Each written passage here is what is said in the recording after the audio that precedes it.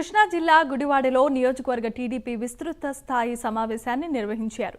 ఎన్టీఆర్ విగ్రహానికి పూలమాల వేసిన టీడీపీ నేతలు నివాళులర్పించారు. 20 ఏళ్లుగా గుడివాడ నియోజకవర్గ ప్రజలను మోసం చేస్తున్న ఎమ్మెల్యే కొడాలి నాని ఏం చేశారో చెప్పాలంటూ నియోజకవర్గ ఇన్ఛార్జ్ వెనిగండ్ల రాము డిమాండ్ చేశారు. నందమూరి తారక రామారావు ప్రాతినిధ్యం వహించిన గుడివాడ పేరును భ్రష్టు పట్టించేలా క్యాసినో జూదం ఆడిస్తూ గుడివాడ అంటేనే రాష్ట్ర ప్రజలు అసహించుకునే పరిస్థితికి కొడాలి నాని తీసుకొచ్చారంటూ వెనిగండ్ల రాము మండిపడ్డారు.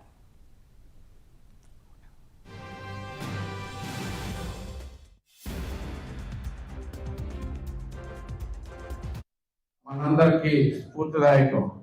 ఆయన అడుగులో అడిగేసి మనం కదలాల్సిన పరిస్థితులు మాస్గా ఉన్నాయి. మనకి ఇంకా వేరే ఆలోచన లేదు.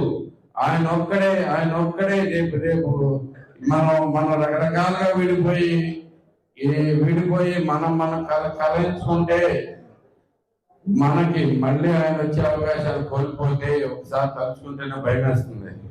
జాగ్రత్త పడండి, అందరూ రెడీగా ఉండండి. ఇకపోతే 20 ఏళ్ళుగా ఒక చేతకాని వ్యక్తి చేతిలో మన గుడివాడ నియోజకవర్గం నలిగిపోతా ఉంది.